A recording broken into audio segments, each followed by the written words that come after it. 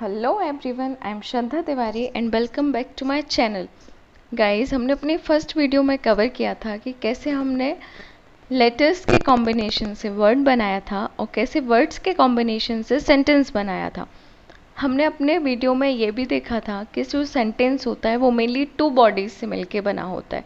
साथ में जब हमने सब्जेक्ट को डिस्क्राइब किया था तब हमने देखा था कि सब्जेक्ट भी 3 टाइप्स के होते हैं, that is first person, second person and third person.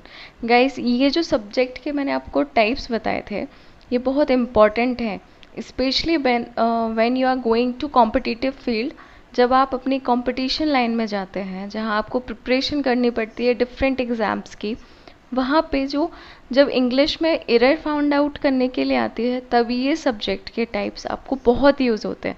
तो अगर मैं आपको सजेस्ट करूँगी कि अगर आपने हमारा फर्स्ट वीडियो नहीं देखा है तो प्लीज़ उसे पहले देखिए, क्योंकि उसमें कुछ कीवर्ड्स हैं जो आपको मिलेंगे। ज़्यादा टफ नहीं है। सेंटेंस क्या होते हैं, टेंस क्या होते हैं, नाउन क्या होता है, सब्जेक्ट क्या होता है, ये हम सब जानते हैं। इंग्लिश हम सब समझते हैं, हम सब बोलते हैं, लेकिन जब हम उसे एग्ज़ाम्स में फ़ाइट करते हैं उससे, जब हमें उसे क्रैक करना होता है तब हम कहीं ना कहीं पीछे हो जाते हैं। मैं खुद अपनी जब मेरी जॉब नहीं लगी थी, जब मैं आई एम अ बैंकर, और जब मैं बैंक में मेरी जॉब नहीं लगी थी, जब मैं प्रिपरेशन कर रही थी, तो मैंने ये चीज़ें बहुत फेस करी, क्योंकि मैं बहुत सी बुक्स को प्रेफर करती थी, बहुत सी चीज़ें पढ़ती थी। उनसे मुझे एक चीज़ सीखने मिली कि कुछ इम्पॉर्टेंट कीवर्ड्स होते हैं, अगर हम उन्हें पर्टिकुलर कैच कर लेते हैं तो हमें दिक्कत नहीं होती एग्ज़ाम्स में, क्योंकि सारी बुक्स में जो कंटेंट होता है वो 90% सेम होता है। आपको पिक करना है द स्पेसिफिक वन, जो मेरी ऑलरेडी टैगलाइन है कि don't do study hard, just do study smartly. Means आप हार्ड स्टडी पे बिलीव मत कीजिए, जो कहते हैं हार्ड स्टडी करनी है, हार्ड स्टडी नहीं। मैं आपको सजेस्ट करूँगी कि आज के टाइम पे आप स्मार्ट स्टडी पे फोकस कीजिए। ज़्यादा टाइम वेस्ट नहीं करूँगी आपका। अगर आपने वो वीडियो नहीं देखा है तो आप उसे ज़रूर देखिएगा। अब हम उससे आगे कंटिन्यू करते हैं टाइप्स ऑफ सेंटेंस को। Here we can see mainly जो इंग्लिश में टेंस होते हैं वो 6 टाइप्स के होते हैं। बहुत से होते हैं और भी लोग डिस्क्राइब करते हैं, जैसे नेगेटिव सेंटेंस भी कई लोग अलग से उसे फॉर्मेट कर देते हैं, लेकिन मेनली यहाँ पे 6 टाइप के सेंटेंस होते हैं, that is assertive sentence, affirmative sentence. Affirmative sentence को हम पॉजिटिव सेंटेंस भी कहते हैं। Positive sentence in the sense इसमें कोई भी नेगेटिव वर्ड यूज़ नहीं होता है। इंटेरोगेटिव सेंटेंस मीन्स जिसे हम हिंदी में प्रश्नात्मक वाक्य कहते हैं, उसे हम इंग्लिश में इंटेरोगेटिव सेंटेंस कहते हैं। इसी प्रकार इम्परेटिव सेंटेंस होते हैं, एक्सक्लेमेटरी होते हैं, ऑप्टेटिव होते हैं। अब हम इन्हें एक एक करके इनमें डिफरेंस और इनमें क्लासीफाई करते हैं कि इन्हें हम कैसे डिस्क्राइब करें। First is assertive sentence. What is assertive sentence? Assertive sentence are those who declare the sentence. Means ये डिक्लेयर करते हैं, ये बताते हैं, सेंटेंस में किसी के बारे में ये बताते हैं।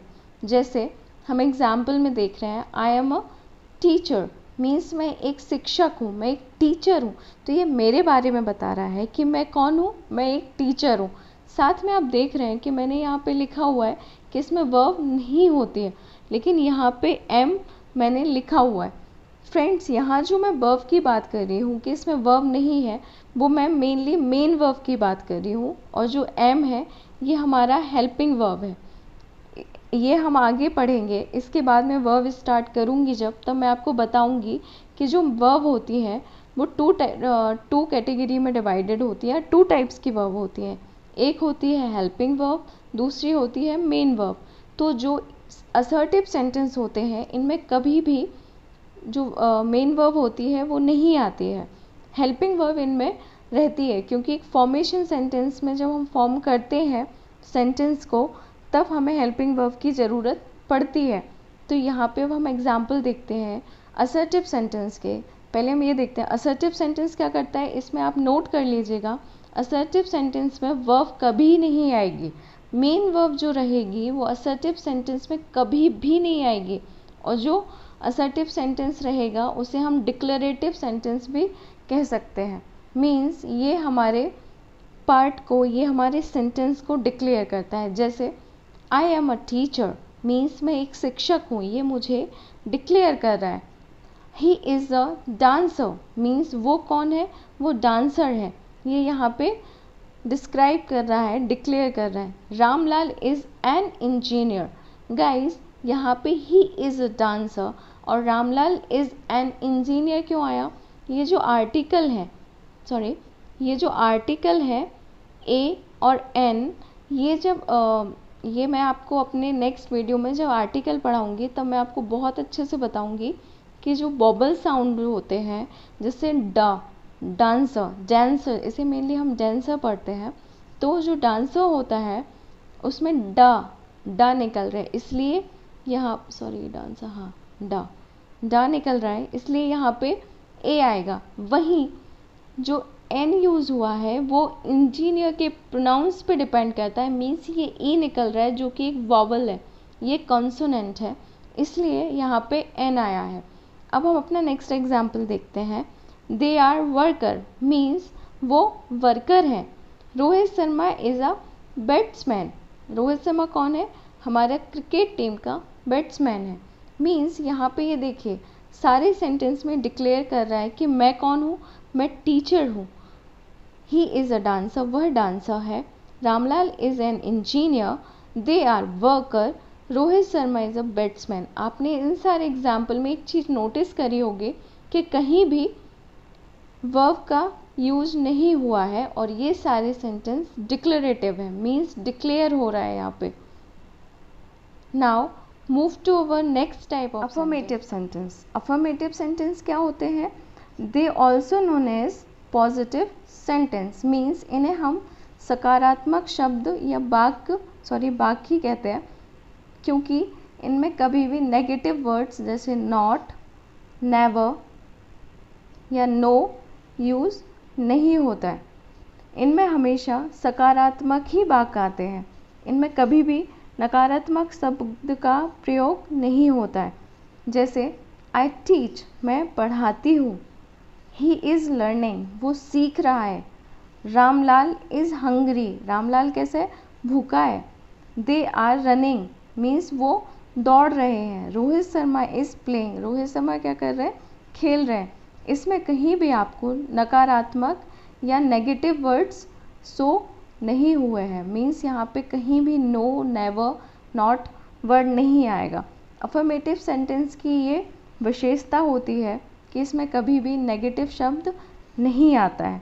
Now move to the next type of sentence, that is interrogative sentence. Interrogative sentence को हम हिंदी में प्रश्नात्मक या प्रश्नबोधक वाक्य भी कहते हैं। यहाँ हम देखते हैं कि प्रश्न जब हम हिंदी में प्रश्न को बनाते हैं तो वहाँ पे हम हमेशा क्या, क्यों, मतलब क्या से शुरू होने वाले अधिकतर शब्दों का यूज़ करते हैं।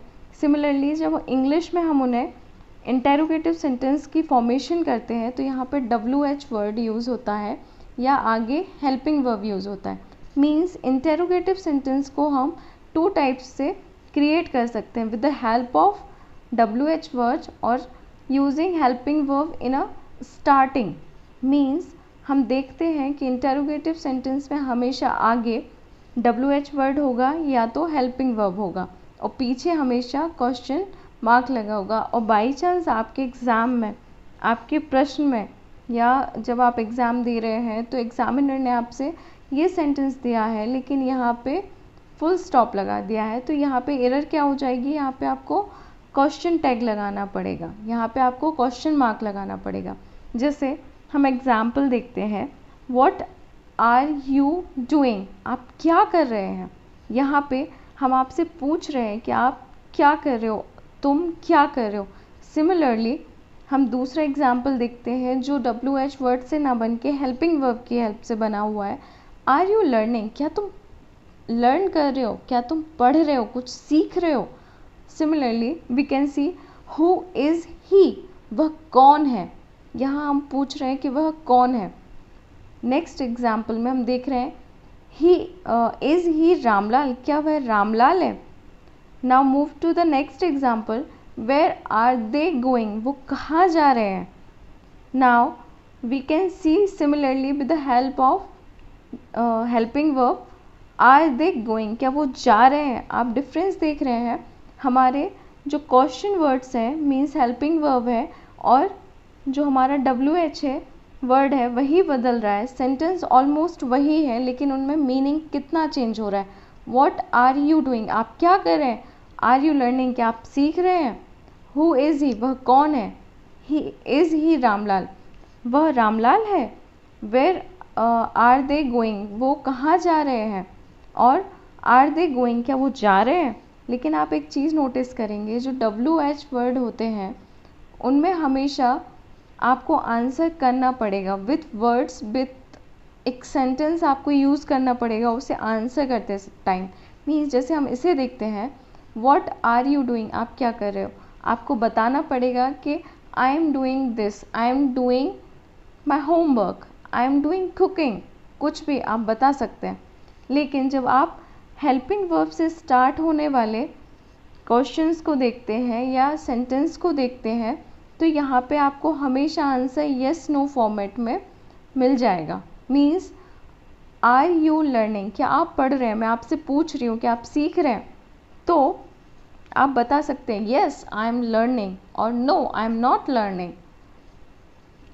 Next we can see who is he, वह कौन है। आपको बताना पड़ेगा he is Ramlal, but in next example we can see is he Ramlal. अब आपको सिर्फ आंसर करना है yes he is Ramlal, yes और no he is not Ramlal. But आप इनका आंसर यस और नो फॉर्मेट में दे सकते हो, बट इनका आंसर आप यस और नो फॉर्मेट में नहीं दे सकते। Let's see again, where are they going, वो कहाँ जा रहे हैं। तो यहाँ पे आपको बताना पड़ेगा they are going to Delhi, they are going to London, but are they going, क्या वो जा रहे हैं। आप आंसर कर सकते हैं yes. Are they going, no they are not going. Now आपको ये सारी चीज़ें क्लियर हो गई होंगी कि जो इंटेरोगेटिव सेंटेंस होते हैं, प्रश्नात्मक वाक्य जो होते हैं, वो WH वर्ड से बनते हैं या हेल्पिंग वर्ब से बनते हैं। जो WH वर्ड से बनते हैं उनका आंसर एक सेंटेंस में होना चाहिए या एक वर्ड में हो सकता है, जैसे हु इज़ ही, रामलाल। आप आंसर कर सकते हैं, लेकिन आपको आंसर देना पड़ेगा, आपको कुछ बताना पड़ेगा उससे रिलेटेड। बट जब वही सेंटेंस हेल्पिंग वर्ब से स्टार्ट होता है तो उसका आंसर आप हमेशा यस नो फॉर्मेट में दे सकते हैं। ये एक मेजर डिफरेंस है WH वर्ड का और हेल्पिंग वर्ब का।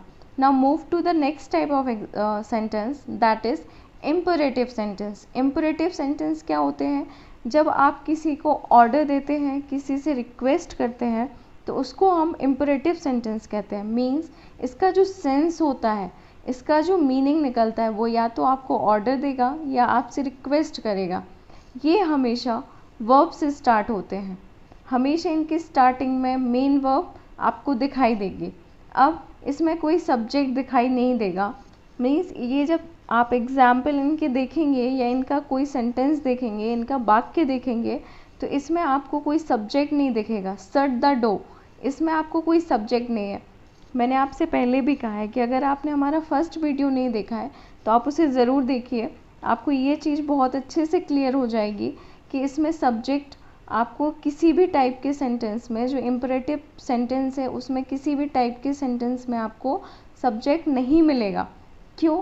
क्योंकि इसमें बाय डिफ़ॉल्ट यू होता है। मीन्स तुम्हारे बारे में इसमें बात हो रही होती है।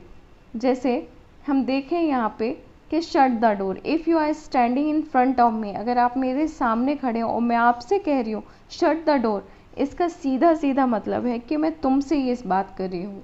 सामने जो खड़ा हुआ है उसी से मैं ये सारे शब्द कह रही हूँ। Switch off the light please, यहाँ पे मैं आपसे रिक्वेस्ट कर रही हूँ, सामने वाले पर्सन से जो खड़ा हुआ है उससे रिक्वेस्ट कर रही हूँ कि आप लाइट्स को ऑफ कर दें। और यहाँ पे मैं आपको ऑर्डर दे रही हूँ कि शट द डोर। आप यहाँ पे डिफरेंस दे सकते हैं, भाव देख सकते हैं। जो इम्परेटिव सेंटेंस होते हैं ये भाव दर्शाता है, और जब ये हमारे सामने लिखे दिखेंगे तो आप इन्हें क्लियर ना कर पाए तो आप ये देख सकते हैं कि इसमें हमेशा स्टार्टिंग में मेन वर्ब यूज़ होगी। ये इनका मेनली हम इन्हें पिक कर सकते हैं, यहाँ से पकड़ सकते हैं। इनका बाय डिफ़ॉल्ट सब्जेक्ट क्या होता है, यू होता है। इसलिए जब हमें इन्हें एज अ क्वेश्चन फॉर्म में क्रिएट करना होता है तो यू के साथ हेल्पिंग वर्ब जो होती है वो हमेशा प्लूरल आती है, तो हम यहाँ पे प्लूरल हेल्पिंग वर्ब का यूज़ करेंगे। ये इसलिए मैंने आपको ये चीज़ यहाँ पे क्लासीफाई की है। Now move to the next type of sentence, that is exclamatory sentence. Exclamatory means विस्मयादिबोधक, जहाँ पे हमें विस्मय हो, जहाँ पे हम घबराएं या खुशी हो, जब हमें ज़्यादा एक्साइटमेंट होता है उसे हम एक्सक्लेमेटरी सेंटेंस कहते हैं। जैसे वाह, अलास, ये दुख के लिए यूज़ होता है मेनली, और जैसे हिंदी में बोलते हैं ना आह, इस टाइप से। अब ओ एक्सेट्रा ऐसे वर्ड्स यूज़ होते हैं, वहाँ पे हम क्लासीफाई कर सकते हैं कि ये क्या है, ये हमारे एक्सक्लेमेटरी सेंटेंस है। साथ में इनके हम ये एक्सक्लेमेशन मार्क भी यूज़ करते हैं। बट कुछ हमने यहाँ पे एग्जाम्पल्स देख रहे हैं जहाँ पे ऐसा कोई भी वर्ड आपको नहीं दिखेगा, बट जब आप इन सेंटेंस का मीनिंग निकालेंगे तो आपको इसमें एक्सक्लेमेशन चीज़ अलग समझ में आएगी। जैसे व्हाट अ ब्यूटीफुल सीनरी, जैसे मैं कोई सीनरी देख रही हूँ, कोई सामने तस्वीर देख रही हूँ या कुछ पिक्चर देख रही हूँ, और मैं एकदम एक्साइट होके उस एक्साइटमेंट में एक्साइट होके उस चीज़ को बता रही हूँ कि what a beautiful scenery, means it is a exclamatory sentence. यहाँ पे कोई भी ऐसा वर्ड यूज़ नहीं हुआ है जो मैंने आपको यहाँ दिखाया हुआ है, बट इसका सेंस उस सेंस में निकल रहा है। जैसे व्हाट अ ब्यूटीफुल सीनरी, मैं यहाँ पे चौंक रही हूँ खुशी से, इसलिए मैं इस चीज़ को एक्सक्लेमेशन मार्क के साथ यूज़ कर रही हूँ। ये जो आपको मार्क है ये हमेशा ये इंडिकेट करेगा कि ये एक्सक्लेमेटरी है। Now how fast he runs, वो कितने तेज़ दौड़ता है, ये भी मेरा एक विस्मय है, ये विस्मयादिबोधक चीज़ प्रकट कर रही है। इसलिए यहाँ पे ये चीज़ हमें क्लियर होगी कि ये भी एक एक्सक्लेमेशन को बता रहा है। Now we see the some examples of our birds, that is wow, alas, like that. So move to the next example, that is wow, she is so cute. कोई बच्चा है, कोई छोटी सी बच्ची है, उसे देख के जब हम बोलते हैं wow she is so cute, तो वो एक उसके लिए एक पॉजिटिव, एक लवेबल फीलिंग जो दिखाती है, वो हमें यहाँ पे भी विस्मय अच्छे सेंस में दिखाती है। Now see here, alas we lose the match, ओ हम अपना मैच हार गए, यहाँ पे हमें ये चीज़ क्लियर होती है। So see now next example, are you such you are such a liar, आप कितने बड़े झूठे हो। यहाँ पे भी एक एक्सक्लेमेशन, एक दुख प्रकट कर रहा है, एक चीज़ बता रही है कि तुम बहुत बड़े झूठे हो। ये चीज़ यहाँ पे क्लियर हो रही है, एक्सक्लेमेशन मार्क यहाँ पे यूज़ हो रहा है, आप देख सकते हैं। Now move to the next type of sentence, that is optative sentence. Optative sentence होता है विश, जो डिज़ायर बताता है, जो ब्लेसिंग होता है, इसमें कर्स भी आता है, श्राप, जैसे हम श्राप बोलते हैं, वो सारी चीज़ें ऑप्टेटिव सेंटेंस में, मतलब आशा जो हम करते हैं उस सेंटेंस, उस टाइप के सेंटेंस को ये कवर करता है। Now see the example, hope for the best means आशा, हम अच्छे के लिए आशा करते हैं। अब आप यहाँ पे कंफ्यूज मत होइएगा, यहाँ पे मैंने एक्सक्लेमेशन मार्क भी लगाया, क्यों, क्योंकि ये डाउटफुल चीज़ें हैं। डाउटफुल क्यों है, क्योंकि हमें नहीं पता है, हम सिर्फ अच्छे की आशा कर सकते हैं, एक प्रार्थना कर सकते हैं, भगवान से विश मांग सकते हैं, लेकिन हम अभी इसमें श्योर नहीं है, इसमें भी डाउटफुल है, इसलिए एक्सक्लेमेशन मार्क यहाँ पे यूज़ हो रहा है। बट इसका मीनिंग होप, ये एक आपकी विश को बता रहा है, एक होप दिखा रहा है, इसलिए ये हमेशा ऑप्टेटिव टाइप में आएगा। Now move to the next example, that is God bless you, भगवान तुम्हें खुश रखे, ये एक आशीर्वाद, एक ब्लेसिंग बता रहा है। Now may you live long, आप लंबी आयु पाएँ, ये आपके लिए एक ब्लेसिंग है, ये आपके लिए एक मन्नत है। नाउ फियर द एमनिटी, आप गलती से डरो, हिंदी में ऐसे बोलेंगे इसको, जो आप गलत कर रहे हैं उससे डरें, भगवान से डरें इस सेंस में। तो ये आपको एक प्रकार से कर्स के सेंस में हम इसे बता सकते हैं। आप किसी से दुखी हैं, आप उसे इनडायरेक्टली ये चीज़ें बता रहे हैं कि आप भगवान से डरें। Now move to the next example, God willing you will succeed. भगवान ने चाहा तो तुम जरूर सक्सेस होगे। इसमें भी हम भगवान के सेंस में ये चीज़ बता रहे हैं कि विश कर रहे हैं, डिज़ायर मांग रहे हैं, एक ब्लेसिंग कर रहे हैं कि भगवान ने चाहा तो आप ज़रूर सक्सेस होंगे, आप ज़रूर सक्सीड होंगे। So now we can classified all this type of sentence. Guys, ये सारी चीज़ें जो आज हमने कवर करी हैं, यहाँ पे आप बिल्कुल भी कंफ्यूज मत होइएगा कि मैंने ऑप्टेटिव सेंटेंस में भी एक्सक्लेमेशन मार्क का यूज़ क्यों किया है। यहाँ पे ये मार्क्स यूज़ हो रहे हैं बिकॉज जो सेंटेंस है इसमें कहीं ना कहीं हम दिल से, जो जैसे हम यहाँ पे देखें, जो हमारा एक्सक्लेमेटरी सेंटेंस है, इसमें भी जब हम अपने दिमाग से नहीं, दिल से जब हम कोई फीलिंग्स को शेयर करते हैं, जैसे वाओ, अलास, ओ, मतलब आप अगर इसे शॉर्ट में समझें तो दिल से दिखा रहे हैं। बट ये एक एक्सट्रीम लेवल की जो फीलिंग होती है, एक्सक्लेमेशन, जो आपको चौंका देती हैं, वो सारी फीलिंग्स जब यूज़ होती हैं एक हाई लेवल पे, तब हम उन्हें एक्सक्लेमेटरी सेंटेंस कहते हैं। But here we can see simply कि जो हमारे ऑप्टेटिव सेंटेंस है, ऑप्टेटिव सेंटेंस है, जैसे विश है, डिज़ायर है, ब्लेसिंग है, ये भी हम अपने दिल से दे रहे हैं।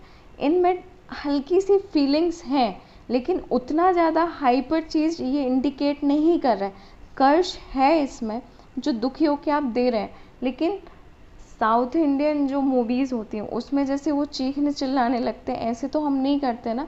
हम मन से जब किसी को कर्ष देते हैं, उन सेंटेंस में हम हल्का से एक्साइट होते हैं, लेकिन उसे एक विश ऑप्टेटिव में रखते हैं, क्योंकि वो भी हम भगवान से एक विश मांगते हैं, एक आशा करते हैं। सामने वाले ने अगर हमें हर्ट किया तो उसके श्राप के लिए भी हम भगवान से एक प्रार्थना करते हैं, इसलिए उसे हमने ऑप्टेटिव में रखा है।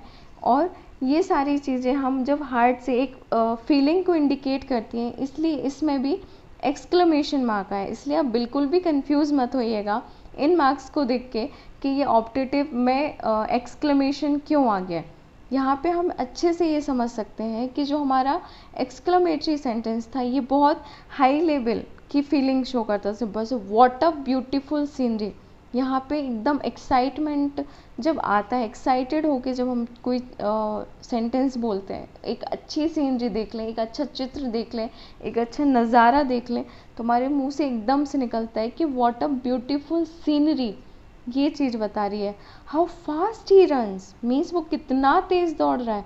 Wow, she is so beautiful, alas, we lose the match, you are such a liar. But here we see hope for the best, हम दिल से बोल रहे हैं लेकिन बहुत काम वे में बोल रहे हैं। सिमिलरली, गॉड ब्लेस यू, भगवान तुम्हें ब्लेस करे, भगवान तुम्हारा अच्छा करे। मे यू लिव लॉन्ग, आप लंबी आयु पाएँ, आप ज़्यादा स्वस्थ रहें, अच्छे रहें। फियर द एमनेट ऑलमाइटी, यहाँ पे फियर द ऑलमाइटी मीन्स आप गलतियों से डरें, उस सेंस में निकल रहा है। God willing you will succeed, यहाँ पे भी हम एक दिल से प्रार्थना कर रहे हैं, इसलिए इन्हें ऑप्टेटिव और इन्हें एक्सक्लेमेशन कह रहे हैं। अब शायद आप इन्हें अच्छे से डिस्क्राइब कर लिया होगा आपने। अगर आपको फिर भी कोई कन्फ्यूज़न हो रहा है तो आप मुझे कमेंट में करें, मैं और अच्छे से इन्हें आपको पर्सनली एक्सप्लेन कर दूँगी। नाउ आज हमने ये सारे टाइप्स कवर किए, एक बार हम इनका रिवीजन लेते हैं। असर्टिव सेंटेंस क्या होते हैं, इसमें आप ये नोट कीजिएगा, ये आपको हमेशा काम आएगा। इसमें वर्ब नहीं होती है, मीन्स इसमें मेन वर्ब नहीं होती है, बट ये डिक्लेरेटिव सेंटेंस होते हैं, मीन्स ये डिक्लेयर करते हैं। Now see the next, affirmative sentence और पॉजिटिव सेंटेंस। ये क्या होते हैं, इसमें कभी भी नेगेटिव वर्ड यूज़ नहीं होता है, मीन्स इसमें no, never, no, never, not word use नहीं होगा। See the next one, interrogative sentence. Interrogative sentence क्या होते हैं, प्रश्नात्मक वाक्य क्या होते हैं, ये दो टाइप से बनते हैं, एक WH वर्ड से बनता है, दूसरा हेल्पिंग वर्ब से बनता है। जो WH वर्ड से बनता है इसे एक वर्ड या फिर मेनली एक सेंटेंस में आपको आंसर करना पड़ता है, बट हेल्पिंग वर्ब से जो स्टार्ट होते हैं ये मेनली यस नो टेक या यस नो वर्ड में आप इनको आंसर कर सकते हैं। Now move to the imperative sentence. Imperative sentence क्या होते हैं? इम्परेटिव सेंटेंस वो होते हैं जब हम किसी को ऑर्डर देते हैं या फिर उससे रिक्वेस्ट करते हैं। मीन्स जब हम या तो उसे कोई छोटा है उसे ऑर्डर कर रहे हैं, किसी से रिक्वेस्ट कर रहे हैं, तो वो इम्परेटिव सेंटेंस की कैटेगरी में आता है। यहाँ पे मेन चीज़ नोट करने की क्या है कि हमेशा मेन वर्ब से स्टार्ट होंगे। सेकंड थिंग, इनमें कभी भी क्या नहीं होगा? सब्जेक्ट नहीं होगा, बट बाय डिफ़ॉल्ट इनमें सब्जेक्ट क्या होता है? सिर्फ यू होता है। Okay, now move to the exclamatory sentence. ये मैंने अभी आपको लास्ट में अच्छे से एक्सप्लेन कर ही दिया है। एक्सक्लेमेटरी मीन्स विस्मयादि बोधक। इसमें वो सारे शब्द यूज़ होते हैं जो विस्मय प्रकट करते हैं। साथ में कभी कभी वो वर्ड नहीं होते हैं बट हमारी फीलिंग्स को एक एक्सट्रीम लेवल पे दर्शाते हैं, तो वो सारे वर्ड्स या सेंटेंस काय में आते हैं? एक्सक्लेमेटरी सेंटेंस के टाइप में आते हैं। Now see the optative. Optative मतलब आशावादी। मीन्स जहाँ पे हम भगवान से प्रार्थना करते हैं, जब हम अपने गॉड से, अल्लाह से दुआ करते हैं, तब हम इन चीज़ों को यूज़ करते हैं, ऑप्टेटिव सेंटेंस को यूज़ करते हैं। That is enough for today's guide. अगर आपको ये वीडियो अच्छा लगा है, अगर इसमें कुछ चीज़ आपको क्लियर नहीं हुई है तो आप मुझे कमेंट कीजिए। अच्छा लगा है तो लाइक कीजिए, प्लीज़ सब्सक्राइब कीजिए और शेयर भी कीजिए। Thank you so much.